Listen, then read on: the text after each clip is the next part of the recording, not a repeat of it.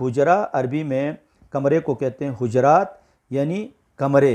अल्लाह के नबी सल्लल्लाहु अलैहि वसल्लम जब मक्के से मदीना तशरीफ़ लाए तो वहाँ पे मस्जिद नबवी के इर्द गिर्द कमरे बनाए जहाँ उम्महातुल मोमिनीन वहाँ पे तशरीफ़ फरमा थी।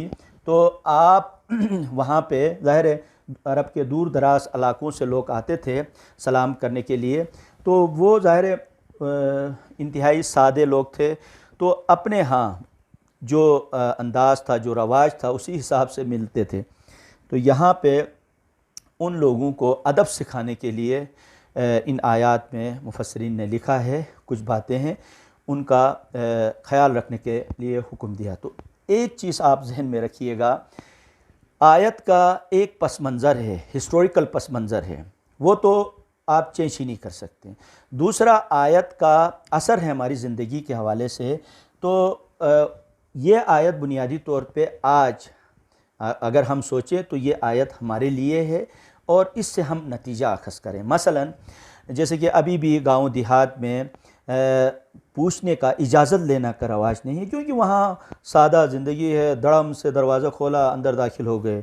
जबकि उसके मुकाबले में शहरों में क्या होता है, पहले आप बेल बजाते हैं, फिर दरवाज़ा खुलता है, परमिशन मिलती है, आप अंदर दाखिल होते हैं, ठीक है।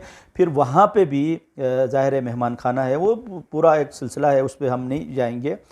उसके मुकाबले में देहातों में आप ये चीज़ें नहीं होती हैं, वो आते हैं दरवाज़ा खोल के। इसमें ज़ाहिर है उनकी सादगी है, उनका रवाज है वहाँ पे। तो अब जब वो शहर में आते हैं तो शहरी लोग बुरा मानते हैं, जबकि गाँव में ये चीज़ें बुरी नहीं मानी जाती है, वहाँ पूरा सबका सिलसिला इस तरह ही है। तो इस सेंस में कुछ चीज़ें ऐसी हैं जो हमारी ज़िंदगी के अंदर बेहतरी लाने के लिए है। मसलन कोई बच्चा है, उसको कपड़ा पहनने की तमीज़ नहीं है, तो ऐसा नहीं है कि वो पहनना ही नहीं चाहता है, बल्कि उनको पता नहीं था या जो है उनके घर में ऐसा सिलसिला नहीं था। तो इसलिए जब वो कहीं आता है तो वहाँ से रख रखाव सीखता है, यानी बड़े से किस तरह मिलना है, छोटे से किस तरह मिलना है, अपने हम उम्र से किस तरह बात करनी है। अच्छा, ये बात करने का तो बुनियादी तौर पे यहाँ पे ये भी चीज़ समझ लीजिएगा कि जैसे कि उमूमन कहते हैं ना कि अल्लाह के रसूल सल्लल्लाहु अलैहि वसल्लम की सीरत को अपनाओ। तो सीरत को अपनाने का बुनियादी मकसद यही है कि अल्लाह के नबी सल्लल्लाहु अलैहि वसल्लम जो खाना खाते थे वही चीज़ हमें खाने का हुक्म नहीं है, जो कपड़ा पहनते थे वही कपड़ा पहनने का हुक्म नहीं है, जिस सवारी पे आप चलते थे वही सवारी लेने का जो है हमें हुक्म नहीं है, बल्कि वो अंदाज़, वो स्टाइल, वो तरीक़ाकार, वो अपनाने का हुक्म है। मसलन खाना इंसान की ज़रूरत है, ठीक है, हुक्म क्या है, हलाल आप खा लें, ठीक है। आप जो है हराम खाना, रिश्वत का वो आप सामने रखें, जितनी भी आयत और अहादीस और वो पढ़ के दम करके आप खाएं, तो क्या वो आपके लिए हलाल होगा? ऐसा नहीं है। इसी तरीके से आप किसी से छीन के कपड़ा ले आएँ और पहनना शुरू करें, अल्लाह के नबी सल्लल्लाहु अलैहि वसल्लम का जो अहादीस में, सीरत की किताबों में हमें मिलता है, उसी स्टाइल में आप सिलवा के पहने, तो वो कपड़ा तो गस्बी है। तो इस तरह बहुत सारी चीज़ें। इसी तरीके से अल्लाह के नबी ज़ाहिर है उस ज़माने में ऊँट पे सफ़र करते थे। अब आप ऊँट लेके आएँ और यहाँ ऊँट पे या गधे पे आप सफ़र करना शुरू करें तो ये मुनासिब नहीं होगा, ठीक है। सफ़र का हुक्म आप जो है अल्लाह के नबी सल्लल्लाहु अलैहि वसल्लम की सीरत से आप ले लें, किस तरह आप सफ़र थे, कहाँ जाते थे, ये बुनियादी तौर पे। इसी तरीके से बात करना यानी कमाल नहीं है, बल्कि बात के अंदर जो है बड़े से किस तरह बात की जाती है, छोटों से किस तरह, अपने रिश्तेदारों से किस तरह बात, दुश्मन से, ये तमाम चीज़ें मौजूद हैं। वही अंदाज़ अपनाने का हुक्म सीरत में है। यहाँ पे भी बुनियादी तौर पे ये है, हमें समझाया जा रहा है अल्लाह के नबी सल्लल्लाहु अलैहि वसल्लम के सामने जब आप पेश होंगे तो किस तरह पेश होंगे।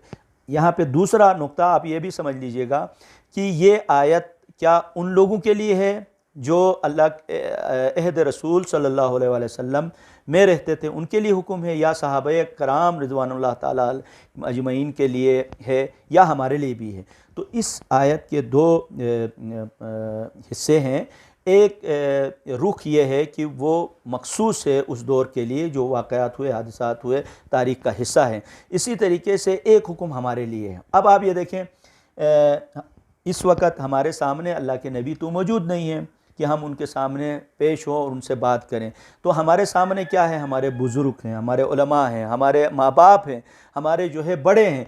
अब यही स्टाइल अगर हम अपनाएं, मसलन यहाँ पे देखो आयत में क्या है, या अय्युहल्लज़ीना आमनू ला तुक़द्दिमू बैन यदैल्लाहि व रसूलिही वत्तक़ुल्लाह इन्नल्लाहा समीउन अलीम। एक तो इसका असल जो हकीकी जो रुख है जो कुरान के अंदर मौजूद है, तर्जुमे में आप पढ़ते हैं कि ए साहिबान ईमान, आगे मत बढ़ो अल्लाह और उसके रसूल सल्लल्लाहु अलैहि वसल्लम से, और डरो वत्तकुल्लाह, क्योंकि अल्लाह जो है बेशक अल्लाह सुनता भी है और जानता भी है। ये तो एक इसका पस मंज़र है जो अल्लाह के नबी सल्लल्लाहु अलैहि वसल्लम के अहद में यह आयत नाजिल हुई और मखसूस है अल्लाह के नबी सल्लल्लाहु अलैहि वसल्लम। इसलिए इस आयत, इस सूरे के जो पहला हिस्सा है उसको आदाबुन नबवी कहा गया है।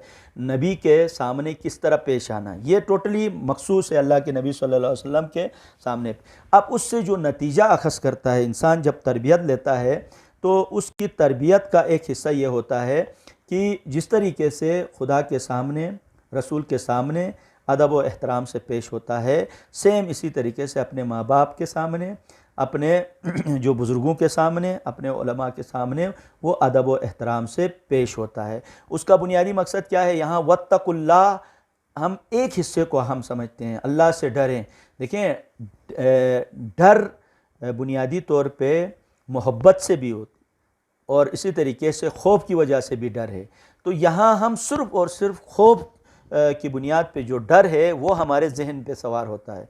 मोहब्बत का जो डर है, मसलन घर के अंदर आप ये देखें, बिलफरस अल्लाह ना करे किसी का अब्बू सख्त हो, डंडे से बात करता हो, ठीक है, तो अब बच्चा जो है बाप को जो ही बाप का नाम आता है तो फ़ौरन डंडा आता है।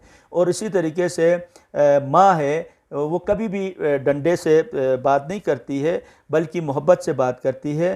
तो वहाँ पे डर दोनों तरफ है, बाप से भी डर लगता है, माँ से भी डर लगता है। एक मैं सतही मिसाल दे रहा हूँ, ठीक है। तो अब यहाँ पे जो ही डर की बात आती है तो बाप के हवाले से जो ही हमारा जहन जाता है तो वहाँ पे डंडा सामने आता है। माँ की जब हवाले से बात होती है डर, तो वहाँ उसकी मोहब्बत, उसका एतमाद, उसका ट्रस्ट, यानी ज़ाहिर है माँ तो मोहब्बत का उमूमी तौर पे जो तमसीलात इस्तेमाल होती हैं उसमें माँ सरापा मोहब्बत का नाम है। तो अब वहाँ पे डंडा आपके जहन में नहीं आता है, माँ की नाराज़गी जहन में आती है। अब आप ये देखो, डर दोनों तरफ है, दोनों रुख हमारे घरों में पाए जाते हैं। तो हम क्यों ना खुदा के सामने सिर्फ डंडे का हम ले लें, जहन्नम में डाल देगा, यानी वो बिल्कुल टोटली वो जो अज़ाब वाला कॉन्सेप्ट, खुदा का जो है मोहब्बत वाला कॉन्सेप्ट भी हमारे जहन में पैदा होना चाहिए, तो खुदा की कुर्बत हमें नसीब होगी। तो यहाँ वत्तकुल्लाह से मुराद खुदा से डरें, यानी खुदा के उन नेमात को जो बिला मांगे खुदा ने हमें दिया है, तो कम से कम हमें एहसास करना चाहिए। इसी तरीके से आप देखते हैं क्लास के अंदर बाज़ बच्चे ऐसे होते हैं जो अपने क्लास फेलो की यानी बग़ैर किसी लालितमा की मदद करते हैं। जो ही वो बच्चा सामने आता है तो फ़ौरन उसकी यानी वो शफ़क़त हमारे जहन में आती है, वो ईसार हमारे जहन में आती है, वो कुर्बानी हमारे जहन, तो एक खौफ सा पैदा होता है। हम बहुत सी चीज़ें जो है ना उससे हम यानी उसके सामने नहीं करते हैं। मसलन अल्लाह ना करें किसी को, मैं अक्सर कहता हूँ, नस्वार खाने की आदत हो, तो वहाँ पे जो ही वो बच्चा जो सीनियर हमारे सामने नज़र आए तो वो एहतराम होता है, उसके सामने हम वो क्या कहते हैं, कोई चीज़ हम नहीं करते जो नागवार है, तबीयत गुज़रे। तो इस एतबार से यहाँ मोहब्बत से मुराद यानी उनकी जो बख्शिश है, उनकी जो अता है, उनकी जो मोहब्बत है, उसकी वजह से हमें डर लगता है। तो यहाँ बुनियादी तौर पे ये हमें बात करनी थी। आगे अगली आयत में आप